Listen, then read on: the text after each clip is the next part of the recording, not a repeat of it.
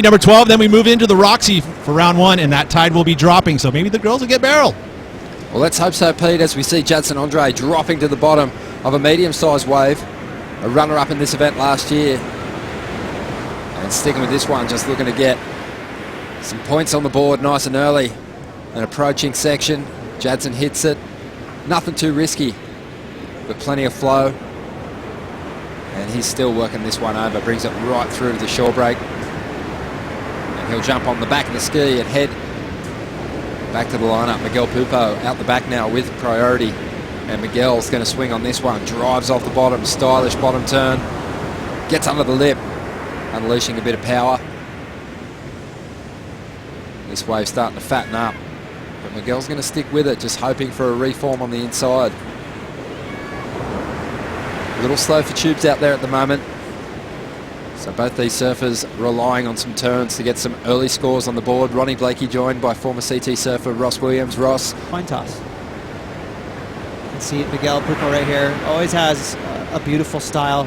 Pretty late committed hit there. Really nice snap there on the outside. Big wave for Miguel. That tide is pretty high right now. So maneuvers are going to go a long way. If you can get a barrel out here right now, that's definitely a bonus. As Miguel just kind of, you know, all these waves, you might as well ride them in. You're going to get a ride back out on the ski. Numbers starting to roll on through from the judges for that first exchange. Not going to be any massive scores notched up by these competitors. 26 minutes to go. A 4.1 for Miguel Pupo, a 3.33 for Jadson Andre. And here we go. Miguel taking off, tucking into the tube. Bit of a chandelier section for him to punch through there, provided by Jadson Andre. Is he still running through this pit? Well, that is going to be interesting. Let's check out the replay and see what unfolded here. So keep in mind, right on the shoulder is Jadson. He has priority. Right there, he's like, hey, I want it to go. So he's got a really good case, actually, Ronnie. You know, he could say, hey, I wanted to paddle into it, but right there you can see he stopped. He didn't want to endanger Miguel Pupo, so I think he stopped. That's a good call. If he would have dropped in, he'd have been free-falling right on Miguel's head. So the judges got some work cut out for him. I think it's an interference. The wave was a gem. Look at that thing, Ronnie. That was lined up right across the bank. Had Jadson not been there, Miguel would have got a perfect barrel. Well, this might be the best wave we've seen in maybe 3 heats. You know, if I had to take a guess, I'm calling that's an interference. So pretty interesting. We'll see what the judges do with this. Again, Jadson had priority and was hindered. He could not catch that wave. Miguel was on it. To the lead. And he's having a look at this wave with just on 22.5 minutes to go. Jadson drives off the bottom. The 25-year-old getting a nice, tight, clean turn to start things off. This wave's starting to flatten out, though. Will he stick with it? Hoping for that clean reform on the inside. Well, no points being added to the score at the moment. Doesn't hurt too much, so I'm not too worried about that. Bit of adrenaline and pressure kind of makes me forget about it. There you go. Congratulations on moving on through to round 3. Can't wait to see some more out of you, Wilco. Cheers. All right, back to you, boys. Thank you, Strider, as we see Miguel Pupo up once again. Just working this medium-sized wave over. Bringing it right through to the inside now. Miguel finds himself just inside the top 22 at this stage, in 21st position coming into this contest. And he milks all he can out of that wave. 22.5 minutes to go. As savvy as possible. So he burns hot. Well, here we go. Jadson Andre almost losing his footing there for a moment. He's going to kick out of that wave. Just over 19 minutes to go. Matt Wilkinson in 19th position coming into this contest. Got priority. You can't just sit on the shoulder and wave your arms and you know, force an interference. And yeah, you know, that's fair. That's definitely the way to look at that. He definitely stopped paddling pretty early, but the only case he has is say, hey, you know what? I didn't want to free fall right on Miguel's head. You know, had he committed for that wave, it would have been a bit of a late drop. It would have taken him time to get to his feet. So that. And here we go. This is Jadson Andre now, looking for his best score. He finds some cover. He gets the exit, drives off the bottom now. Big layback jam, and climbs up over the lip once again. A solid wave, a couple of big turns to finish off. He's such a well-rounded surfer. We're used to seeing him in a top 16. So as we see Jadson Andre hooking into a clean left, little barrel there, not too deep. Nice little layback snap there, and then finishes it off with a third maneuver. So received a 5.43 for his efforts. Solid. Frustrated because he could have locked into a big score. Here goes Miguel once again, and he's going to find his way through this one. A lot of foam on the face. He's just hanging on, and he's trying to add some more points now down the line. Gets the big float to finish. A decent ride, a good size set. We'll see how it compares to Jadson's 5.43. Good exchange from these two Brazilians. Free ride. A lot of waves been ridden in this heat. Here goes Jadson once again. Quick cover up. You can see how hard it is to read the wall when all that foam gets on the face. You just don't have that grip with your fins. Start to lose a bit of balance. At the non-call for Jadson at the beginning of this heat, as we see Miguel get pretty deep right there. I know this is away from us. That's always going to be pretty tricky today. Again, these competitors, for the most part of the day, they've been 200-300 yards down the beach, so the judges have to really decipher how deep was he. It's all, that perspective is pretty tough. Complacent and forget, the gravity of how important results are. Here's Jadson Andre taking a good size set. Let's see if this thing starts to open up when it hits the sandbar on the inside. Jadson's hoping so. He grabs the wall. He's stalling. He finds some cover. A wobbly cutback there, but hangs onto it. And he'll kick out with just over 11 minutes to go, looking to chase down a 3.77.